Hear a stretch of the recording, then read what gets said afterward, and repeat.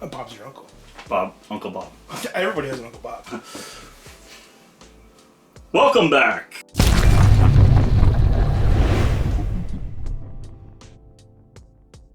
Today we're going to check out some RGB fans. What do you do when you get something really cool and you want to light it up, but the idiots at the manufacturers decided not to give you RGB fans like this?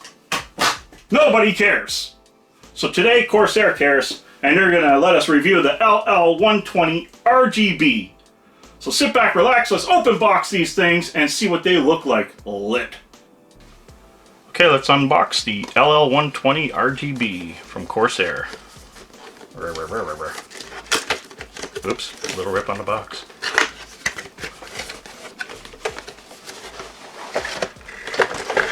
Woohoo! Okay, so first, let's take a look at the contents. Oh, this is actually pretty nice. So it's a USB powered, I'm gonna say controller maybe. That's a great question. That's interesting. It might just be a power distribution for the fans actually, but we'll have to see as we move along. Here's your USB. That is actually really interesting. That goes right to a USB on the main board. Oh, I get it now. The controller on this, or the fans, might be USB controlled with software. Pretty interesting. We'll see how that works out. This is your bridge. Actually, that's an RGB bridge by the look of it. Very nice. Very nice. And then, of course, your adapter to go from that to this. So we get 3 fans. Oh, very nice. I like how that's boxed. Okay, so you actually do have rubber here that protrudes out from the fan, which means your shell, the fan casing, is not going to vibrate on the case in any which way or form. The fan will actually be pulled away from the case a little, and that's actually really nice. Fan blades are very sturdy. You have your typical RGB. Actually, that's a little different because it goes to the hub now. And then your fan hookup, or power. You're not going to believe in this day and age what a mess we have here. So to hook up 3 fans. Now back a few years ago, I bought a Corsair H100i, I believe. And it used a USB cable to go to the computer to control the RGB. Very sad. But 3 years ago, that was necessary, as RGB wasn't really on motherboards. Now, in their wisdom, and just remembering that Corsair is a premium price tag when it comes to fans. Tell me about it.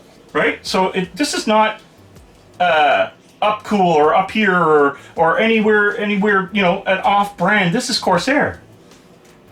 I need this piece to go USB to the motherboard. Yeah, still need to do that. Instead of running a module that would actually go to the motherboard to control from the motherboard. No. We have to run Corsair software to control this. But it's not even a micro USB. PlayStation. On top of that, 1. That's the connector that I used 3 years ago. That goes to your motherboard, to this, then requires power. Wait, there's more. Then we go to this for the RGB controller, which I would have been all cool with if that was all it was. More power. That's a fan. That's a fan. Right, there we go. So now, this is what came with the Corsair. So, where do we hook up the fans? Well, here's what the they 3 want you to do fans. is they want you to use your motherboard and then make a mess with your wires all over the place. But right? I mean, I like clean. And so, in a premium price tag, this is unnecessary. We're in the middle of the build, and now we have to go to Joe's Computer Parts R Us for that. Thankfully, Deep Cool gave us a fan hub with the radiator. So we'll link these into here and use one cable going to the motherboard instead of making a flipping mess. Okay guys, it's been a long day and a long night. We started this at around 1 o'clock. 1:30. We'll say about 1:30 p.m. Yeah. And we're literally at 11:03 at night. We did take an hour for. Yeah. We did take a break for an hour because technically this is a work day. And by law, we're supposed to have at least a lunch break, and we did. But it's only a work day to get paid, right? Oh, do I get paid? I don't. Oh. Well, I got paid because he bought me pizza, But so therefore I got paid. So this part of here is to talk about the Corsair. Oh, he must be happy. You hear that feel? You've got to be happy. So guys, the Corsair, there was a few inconveniences with cons. The software's a learning curve, but we got around it okay. It's not the most user-friendly software I've ever seen. But it was definitely a learning curve, and that is unfortunate because there's easier and better ways to do this. That being said, the other cons, of course, is the number of hookups needed and necessary stuff that didn't even come with it. And that didn't even show up in the UI. Didn't even show up in the UI, so we were confused. Was it really there? We were trying to add a profile tube to add another fan because it just didn't make sense. And then make it red and it comes up multicolored. Oh, like a rainbow. It was like the leprechaun got in there. Yeah, it was brutal for a while. But anyway, those are the cons. I think as a premium fan kit, there could be a little bit better ease of use, a little bit better documentation, and a way better hookup system. And make sure they include screws. And make sure they include screws. There's the other con. It listed there was screws and there was no screws. Short and long. It did say short and long? Yeah. Okay. So because you'll have your plastic screws that are like the ones that right, back, right. The big fat ones, and they're nowhere to be found. So now guys, overall, we found these fans very quiet. We'll give them a premium on the fan tech. Absolutely. The RGB red is lit up so beautiful. I don't even think it's showing up proper on the camera. If it doesn't, sorry, but it is red. Now, it is gorgeous. Because I paid for this, a 6 out of 10. 6 10 out of being 10? awesome, 1 being never again. I'm a 6. I'm at a 6. Yeah. I wasn't happy with the software. I wasn't happy with the components.